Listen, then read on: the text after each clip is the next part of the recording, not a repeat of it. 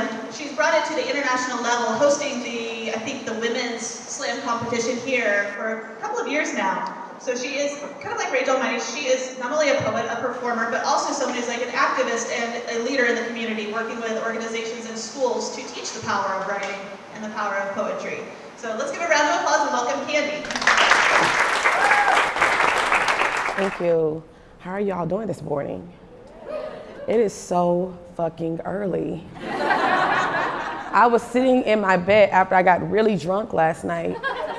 Really drunk. And I woke up with this hangover and I was like, oh shit, I have to drive all the way downtown Dallas at 8 in the morning. I haven't been up at 8 in the morning in a long time. Well, let me rephrase that. I have to wake up to get my son to school, but I came out of corporate America like 5 years ago. So this whole traffic shit and all this stuff, I'm just like, and you all look so vibrant and beautiful and up and woke, and I'm looking like I just came out of rehab. And I'm just sitting here like, wow, this is really amazing. It's very inspiring, but shit, it's early. How are y'all doing? Y'all okay? I'm sorry, I'm gonna, this is good for me, right? Because Rage, the poet you just saw, he was not only a poet, he was my mentee. I mentored him, I coached him for the past 10 years of his life. He was on 8 Dallas Slam teams. We traveled together around the country. I feel like I've lost a son.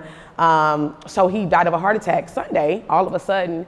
And I was like, you know what, you went out your way. And so the whole literary community is like crazy. However, I'm gonna do some poems for y'all this morning because that's gonna help me get through this. So I'm gonna do poems and talk shit. That's what this is about, right? Yeah, okay. I spit, S-P-I-T, secretly provoke intriguing thoughts because my saliva was poisoned with situations that popped up to confuse my destiny. It burned my tongue, tried to choke my being and congest my thoughts. It then came out like sweet mucus where it was lying dormant in my chest. I couldn't breathe because I had bacteria from poets who were false prophets that appeared to the eyes to be truthful, but they really just trying to make prime time and money, and we get marveled by them levitating when they still have one foot on the ground. I was crowned the pawn of this chess game, always watching someone else get more respect than me, but it's okay, because I like taking my success one step at a time. I don't get revenge, I get renewed. I spit, speak poetically in tongues. I do this on accident because purpose is for preachers, and I have not achieved that status, but just like a preacher, I will speak to you until you believe in who I am, make you pay the price of this poetry. You can keep your ties, I just want applause. I stopped snapping my fingers while I lost the feelings in my hands. I was seduced by testimonies, drugged by scriptures, and hypnotized by haikus, sonnets, and iambic pentameters. My rhythm flows naturally, yes, I spit. See, poets in tears, because some of you can't handle the rain. So Mother Nature called me and told me to breathe into the atmosphere. My poems so heavy, they produce storm clouds. I then told her to hold up the precipitation so my tsunami of words can drown this planet, but I promise you, I won't destroy this world by water anymore. So I'm a dragon called Inkpen, got pregnant with potential, and now I just vomit fire. I call it morning sickness. You can call it whatever you want. I made the sun hide behind the moon because I became the light of the world. So now my days are filled with stars. My stars shine on my audience to turn you into enriched soil. I then convinced Satan to let me have a one-night stand and stole his angelic nature to use halos for diaphragms to catch my seeds and plant a new nation. I then used my spit to water them, and I grew my own microphones. Yes, I spit, save people in transgressions. I spit, show prophecies in time. I spit, support poets, implement truths. I spit, share purpose, invoke testimonies. I spit for you. Thank you.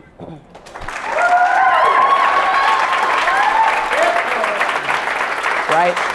So I do a lot of stuff. I'm also a program coordinator for the Writers Garret, and I'm one of the leading instructors for a lot of the nonprofit literary organizations here in Dallas, like Big Thought, Wordspace.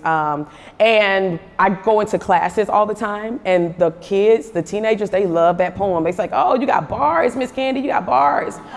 So feel free to snap or clap, or if you hear a line that you like, respond. That gives me energy.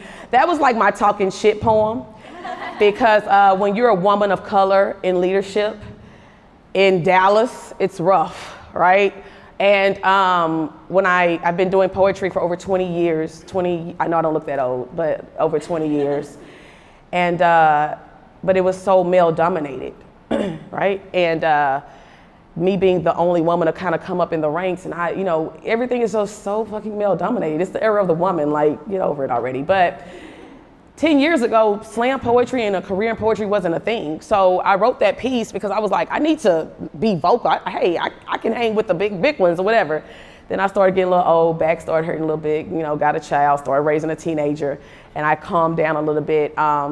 So with women empowerment, she mentioned Women of the World Poetry Slam. So every year, all the women all over the world, Ghana, Africa, Canada, US, they come into Dallas. And this is the third year I've put this on, and it's an amazing celebration of women and women artistry. I also am doing the national one with the teams. And I'm really, all of my poems, except for that one, is kind of about women. I'm sorry, I don't know, I don't know. And I wanted to share one I wrote. My grandmother died 2 years ago, and I wrote this for my mom, about maybe 10 years ago or so.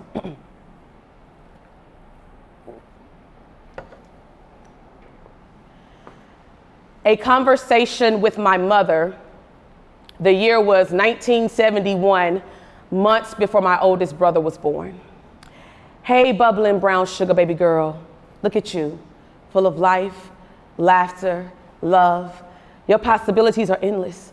Those eyes are wide, curious, peering through cracked doors. Those eyes are too smart for that body. That body can't keep up with that mouth. That mouth is too full of your mother's expectations, her secrets, we don't talk about that, has finally caught up with you. 16 has finally caught up with you. 16 has been stone cold, rock hard, rough, broken dreams. What are you hiding? What have you classified between those thighs? You can tell me. You can talk to me. The things you're running from, you're running to. That prideful chest of yours is heavy, too heavy for training bras. Training bras can't carry all that shame, all that guilt, all that low self-esteem. Your daddy didn't want you. He gave up his birthrights. Your mama is too loose for him. She is made up of not the right woman, child out of wedlock, no day little girl here. That man he gave you to hurt you, hurt your mama, drug your mama by her black, long, beautiful hair down black, cold hallways, through lead, dirt, in low income, project buildings. Those screams kept y'all up at night. What are you hiding?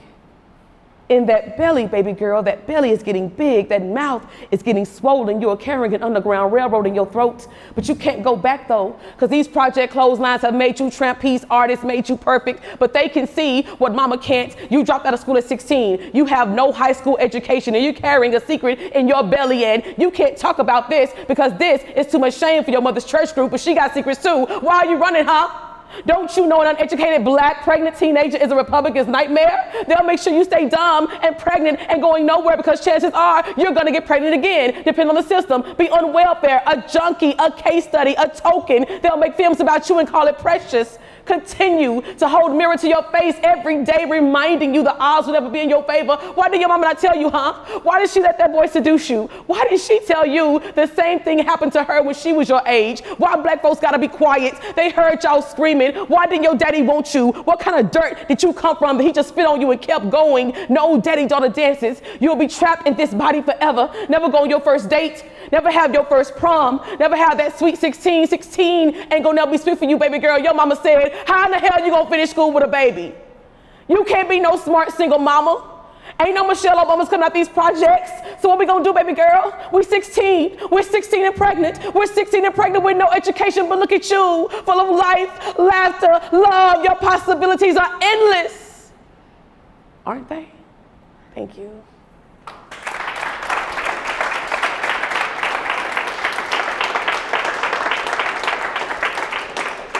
My cousin jokingly says, well, you can't do that in front of your grandma. I said, you're right. And I know what you're thinking, like, wow, like, she's really too pretty to be that powerful, right? I should have like this soft meat, like, shit, she got the nails done, the lashes and stuff. She don't like, yeah. So I came out of corporate America 5 years ago, and shit, if you quit your job, like, clap for that, right? Like, yay, we're creative. And my family thought I was crazy as hell. They were like, what are you gonna do with poetry? And I was like, I don't know. So the first thing I did was I purchased the Dallas Poetry Slam organization, because you gotta like own some shit. So I did that, and then I'm a published author. I have a book out. It's actually a poetry and recipe book because I like to cook. And then it was interesting because I started, I didn't have the time to go on tours like you see all the poets do because I'm raising a kid, right? So I was like, I don't know how I'm gonna do this. And it just seems like all the doors just started opening from me teaching artists and going into the schools. And I used to be a teacher back in the day. I was like, I get to go back on my terms. And so I'm pretty busy. So I was like, well, damn, I should go back to corporate America. At least I know like I'm only working 8 hours. So the cool thing about being an entrepreneur is, yeah, you can sleep in or whatever, but you're still like working around the clock, right? We're always constantly up. So I was married and divorced, and I wrote a poem about him. But we're cool. We're totally cool. Like he ain't on child support and all that shit. We really cool. He's a comedian. He tours and he does shows, right? And I just wrote a poem about it because I was a preacher's kid, and I used to, when you're religious, but then as I got woke, as the kids say, you get woke and shit, and I'm like, well, I'm spiritual now, like Hotep and all that. I don't know, whatever. But I wrote this poem, but it's a cool piece that I wrote because my poets always tell me I can't write a poem without using a religious reference. So have y'all heard religious references in my last 2 pieces? Yeah. So okay. So here we go.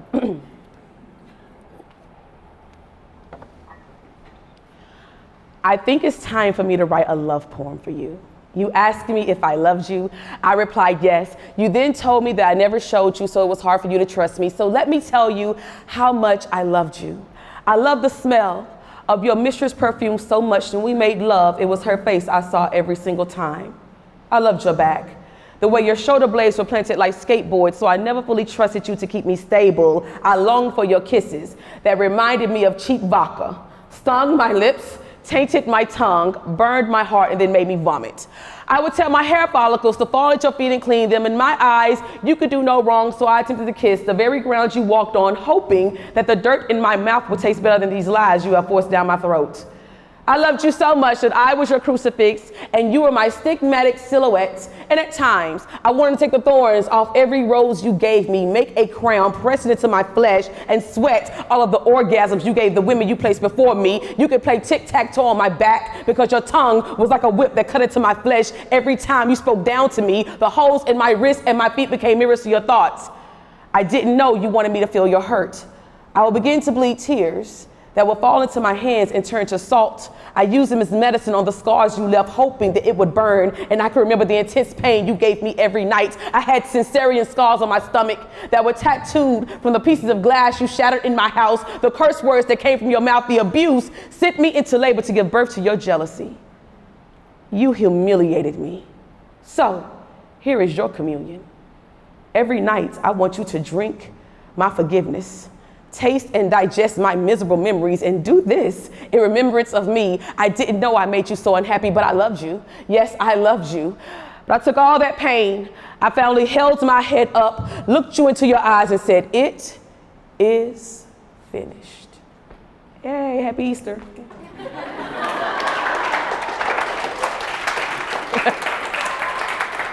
So I really broke. I was like, oh, and the kids, they love that one too. They was like, "Oh, miss, that's good, miss. We see Jesus, yeah."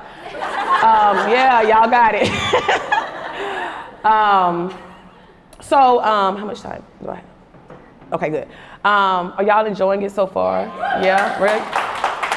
I really didn't know what type of environment I was walking into, and I was like, and Megan, y'all get up for Megan and Creative Mornings, and she actually stole. That's my take a selfie with a stranger. So and it's perfectly fine because I stole it from my ex-husband, and But it's really better when you got a DJ and you're playing some songs and you're feeling good and you got some vodka or something. But she came to Heroes at one of our slams and she was like, "Oh my God, Candy, I gotta get you or somebody. We have to get this in whatever." So this is what we do, poetry. I don't know what's going on in your lives. I know you're celebrating 4 years. 4 is like that's my number as well. I'm a numerologist and I love numbers. And I like 4 because, you know, we always know the wins and the seasons. And I always feel like anything that's divisible by 4 is like good luck. So I was like, shit, I'm going into 2020. You get it to whatever for you. So I'm always excited. So congratulations on 4 years. Dallas Poetry Slam is 25 years old.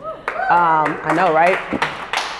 And it's rough, like it's hard in the art, but I'm so glad that Dallas is now supporting the arts that they didn't support before. So I want to do something a little different. I just kind of want to loosen y'all up a little bit. So I'm going to do this piece, and I'm going to hold my cup the entire time I'm doing this piece, just so you know, this is how nervous I am to do this poem right now, right? My kitchen is hot. Steaming hot, and my crock pot is overflowing with tiny drumettes of my legs. Now I'm feeling you, but I just have to ask you, can you handle my soul food? I'm talking about thoughts flowing through your mind like a bad movement after yams and collard greens, giving you that hot sauce. As you place your lips on my neck bones, you are hard and strong like that pork chop bone, yet tender like pot roast and soft like macaroni and cheese. And if you give me 5 pieces of fried chicken, I will satisfy your taste buds to the point that you beg me not to leave. Lemon meringue, pecan pie, the pound cake mix is flying as you lick me up and down. My sweet juices taste like a sour cream cake with cream cheese icing. Sock it to me, baby. There we go. Yes, I'm feeling you, but I just have to ask you, can you handle my soul food? Now you see I'm picky. I can't deal with Italian meatballs or Parmesan cheese or chicken Alfredo mixed with shrimp fettuccine. That's just not me. I took a trip south to the border, but the taco shells were hard, the tortillas were flaky, and even though I am a freak, the pico de gallo and ground beef mixed together just to make me feel like a lady. Because I'm special. Not some piece of sauteed fish in vegan oil. I like cornmeal, hot water cornbread. Laying me down on the bed of chicken and dumplings. See, now we can do a little something, something. I need some turkey and dressing, love it with ghibli gravy for a covering, cranberry sauce on top, and a roll to top it off. The kind of love that'll bring tears to my eyes after I realize somebody just ate my sweet potato pie. This is about food. Yes. I'm feeling you, but I just have to ask you, can you handle my soul food? Not some sweet and sour chicken after 2 bites. I still need a quick fixing. I want you to make love to me as I imagine a sweet taste of peach cobbler topped with homemade vanilla ice cream, corn on the cob, black-eyed peas, meatloaf, potato salad, and potato bread. Because as my equal, you need to be fed because we're about to collide together like some Jiffy Mix and vitamin D milk with a little sugar to conceive cornbread. That's how you make it. Isn't my love grand and my love is good, but my caramel cake wouldn't be so sweet if I didn't have you. That's why I have to ask you, can you handle my soul food? Thank you. And I want to just let you know, I had stuff in there for vegans and vegetarians too. It's funny, so as you know, like the current culture is crazy, and so a lot of poets on my teams are vegans. And I had to, cause I cook for everybody, but I had to learn how to make like vegan enchiladas and it's so fun. I love cooking, so I had to learn how to make all that stuff. So when I wrote that poem, that was like 16 years ago when I wrote that piece. I'm going to close, because I know there's a Q&A right after or something. And I wanted to close out with a poem from Rage. So I mentioned that I drink. I know I must stop eventually, but no time soon. Anybody drink too? Like, I mean, I know we drink socially. I don't actually buy the bottle and keep it at the house though, so I'm not an alcoholic. But I may be a little borderline, you know, social drinker, maybe a little 1 or 2 many shots. And so Rage loved to drink. That was his thing. And tonight when we do the tribute to him, a lot of the poets are doing poems about him. So this is great because this is the poem I'm going to open up with tonight, and I want to try it out on y'all, so this is perfect. This is Rage poem. It's called The Drunk Poem by Rage Almighty, right? I drink because I want to leave Las Vegas.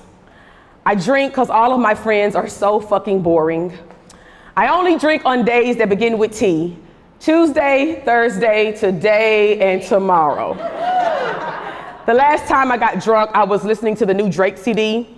I wish my arms were long enough to hug you forever. Drinking and draking is just as dangerous as drinking and driving. I drink because I want to leave Las Vegas. I drink because I'm a walking panic attack, wrapped in false confidence and fancy words. And even though I'm tired of being a sloppy drunk, lying in a pool of my own insecurities, I drink and let the alcohol lubricate my anxiety. Alcohol is way cheaper than therapy.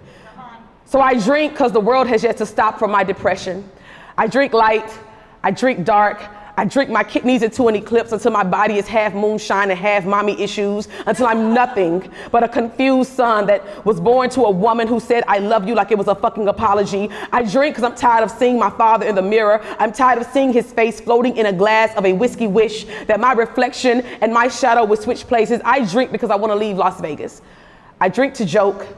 I drink to smile. I drink because everybody expects me to make them laugh. Therefore, I drink to lie. I drink because my life is one big performance and everybody is watching. Watch me get drunk and all of my sloppy truths come pouring out of my mouth on the days that my bones feel like bars to a prison, holding in all the things I can't let go of. I drink to throw up everything I keep bottled inside of me. I drink because inside of me I have a compass for a heart, and I always fall in love with women who have Bermuda Triangle smiles. I drink because I'm lost. I drink because I'm scared. I drink because I'm too sober to admit it. I drink to drown all of my problems, but they always end up floating to the top of my mind. And I know this is not how baptisms are done. I can't dump my demons in a bottle and wash away my sins. I can't keep trading the bartender's spirit for spirit. Because one day my burden is going to break the bar stool. My friends are going to get tired of babysitting my broken, and I will leave Las Vegas in a pale white Mustang in a trunk full of my parents' bad habits. I drink because I'm not afraid to break. I'm afraid I'll never rebuild myself a better person in the morning. When it's all said and done, I drink because depression requires way more maintenance than happiness. Thank y'all so much for having me. Thank you for the space. Thank you so much. Poetry the way you process through the emotions you're going through, or do you process first and then create? I process first and create. And it's hard because I can't remember. They always say, well, write it in the emotion. But that's how I do it. Somebody may do it different. I have to process it, then create it. Yeah. No more questions? I would just... Oh, okay. Okay. Mm-hmm.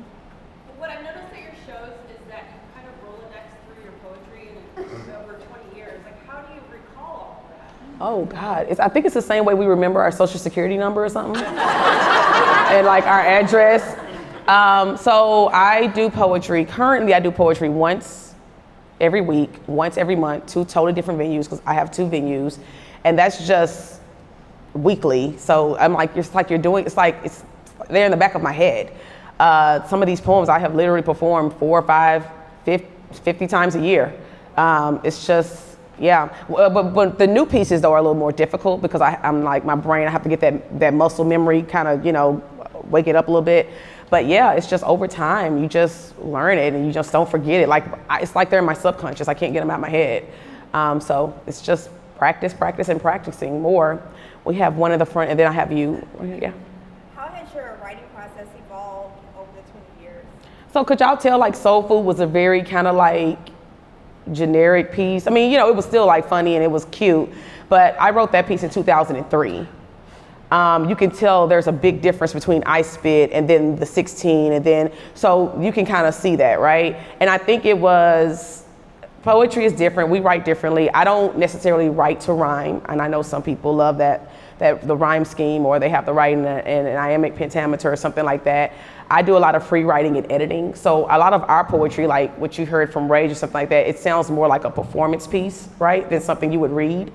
So over time, it's just I just got better life experiences, editing, vodka, whatever works. So, yeah. Were you scared to step on the stage those first few times? And if so, how did you kind of gather your courage to be able to do this thing that feels so personal and such a window into who you are? So I was born and raised in the church. So I have been doing Easter speeches since I was 3.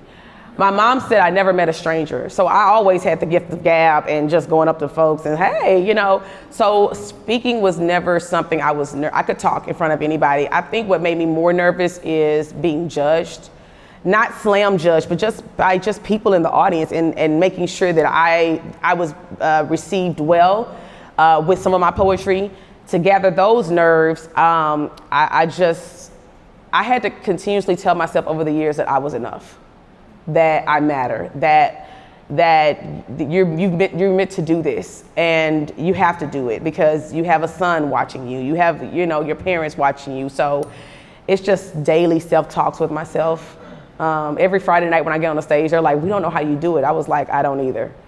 But that's really what it is. So just Lord, talking to myself every single day, and getting that courage to like the poem about my mom is very personal, right? Those kind of things make me very nervous. Anybody else? Yeah. What overall creative advice do you have for anybody that wants to create?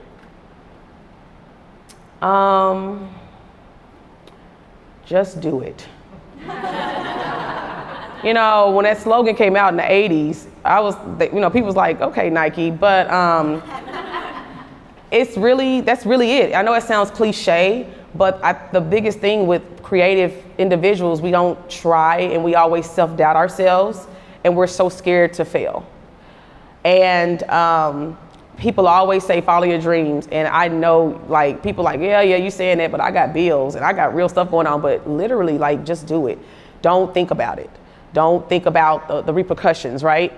Just do it. Seriously, yeah. I have a quick follow-up because just like you said, you left corporate America, right? You got bills, you got a child, you've got day-to-day life to live, and then you left and said, I'm gonna go do this. I don't know what I'm doing or how. Can you talk a little bit more about that? Just how do you make that decision?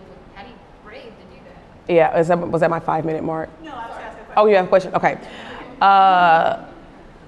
You got to have a plan. So I've always been into business. I've always owned my own businesses over time. Event planning was one of them. But I think what it was December 31st. It was New Year's Eve. And I was on the highway coming from McKinney at 5 o'clock in the morning. And I don't know, it wasn't ice on the ground, but I ended up slipping and my car spun out of control and somebody hit my fender and it scared me. And I called, I was an insurance adjuster, by the way. I called my team leader, and I was like, hey, I've just been in a car accident, and I showed them pictures. I was like, and I don't think I'm gonna be able to come to work. And he wrote me up. What? Yeah, because it was end of the month, and it's a call-in, and I could have been dead, and that's when it clicked. I'm just a number. I am just a number. I am walking, and I am just a number, and I'm not doing what I've been put on this earth to do. And that's when it clicked for me. I was like, I got to get out. It was the following May, I left. I was like, I'm leaving. And I did have a plan. I had money saved up and stuff. I didn't just get out there crazy because I do have a child, but it's hard. It was hard. I struggled for the first 3 years. I had to you see the hair, I was curling my own hair and stuff, and I didn't have nails. I couldn't afford those luxuries. I had to make sacrifices. I ended up getting a roommate. It was hard. I lost a lot of stuff in that process, but I stayed with it. You, and then I got you. I was going to say, Megan. can you describe the Poetry Slam experience, how interactive and energetic it is for someone who's never been, and when and where they can go? Oh yeah, absolutely. So Poetry Slam was invented way back in the 80s. So if y'all are not familiar with slam, there's slams all over the world. We have a Poetry Slam in Paris, France, Australia, New York, and they're all over. And basically what we do is you can come, we have it on Friday nights from 8 to 10:30 at Heroes Lounge. And you could just Google Dallas Poetry Slam and all that information will pop up. And we randomly select 5 people out of the audience, even on the national level. So we compete on a national level and a local level. And it's nothing it's really very just free for all. And we pick 5 random people, they judge our poems. And that's how we have created this whole genre of culture for poetry. It's really fun, and you score us from 0 to 10. And it's really crazy. I don't know why we keep doing this. But it was the only way we could get people to listen to poems. We had to make it a sport, right? Yeah, in the back. I'm going back to the question before. Okay. Kind of just bouncing on you saying how you quit your job and you kind of just went for your dreams and stuff. But how did you and you said you were struggling that first 3 years. How did you, or what did you do to kind of still stay motivated, even with going through different struggles, even with not having what obviously you're used to having, with having that steady income? How did you kind of say, okay, even though I'm struggling, I can still maintain and still motivate myself to keep going? I have no idea. I just remember days I was crying, and I don't know. What I did know was I couldn't go back to corporate America. That wasn't never gonna happen. And it got hard. like the people were calling me, hey, I was making good money. Like I was making really good money. And they would call me and it was on them hard days. It was like, hey, and I thought about it. I was like, I could just work for 6 more months or something and just pay some bills up or go and do some contract work. And the universe, I don't know how, if y'all are religious or spiritual, if y'all believe like we're connected to the universe, the universe literally closed every door. Something always went wrong when I thought about going back or trying to, it never worked. And my brother told me, he was like, because that's not what you're supposed to be doing.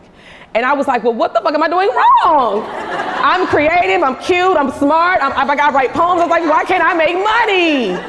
And he was like, this sounds like some shit on a movie. Like, he was like, everything you need to know is within you. I was like, okay, that sounds like a Hallmark commercial. I was like, I don't get it. He was like, everything you need to know is within you. And I literally, I sat down, I said, what does that fucking mean? And I knew what it meant. Create. Build it and they will come. And I started changing Dallas Poetry Slam. I started branding differently. And I have not missed a bill. I ain't missed a day. I ain't missed nothing. Like, and I changed the way I thought about money. I don't think about money like y'all think about it. Like, okay, I got $5. I just money is like fluid for me. And I always keep different avenues. I don't care about money. It's success, right? It's the bills, they'll pay themselves. I don't worry about the how anymore. Yes. I know there's other people in the room, but I feel like I've just got a private course in how to be. And I just want to say that the thing that's, we were just talking about is the connection, right? It's like you're telling those stories, they're your stories, but I'm not the only person who, got emotionally invested in them. Saw myself in it, heard you talking to me, and in 3 minutes, it was like watching a 3-hour movie with this amazing message at the end of it. So thank you. Thank you so much. I call that a himi-shimi, by A the way. himi-shimi. So thank you for writing a poem about that. Glad you listened to yourself and to the universe. Thank you. Didn't have it all inside you. And I don't know how many of you in here are like just artists or self-employed. I don't know. You got to be on a Friday morning. The rest of you like going to corporate America when you leave here. Y'all got to go to work. Even in management, I don't know what anybody's purpose is. Right? We don't know that. I remember reading, and I know the quote was like, you know that what you're meant to do because you'll do it for free. And poetry was the one thing that I would do for free. And making a career out of poetry doesn't seem, they were like, well, people always ask, when they ask me what I do, I cannot tell them. I was like, I do a lot of stuff. But it was one of those things where it was like, who knew slam would be this big? Who knew it would be in there? Who knew now they're incorporating the schools? 10 years ago, you couldn't get a poet to come in to do a writing workshop. Now they pay me a lot of money to come in to do these poetry workshops because we're teaching kids how to deal with their emotions through poetry and writing and self-expression. And Candy is helping these girls get through life, And I just did a workshop on helping seniors with their college essays for for college. I said, these college questions are stupid.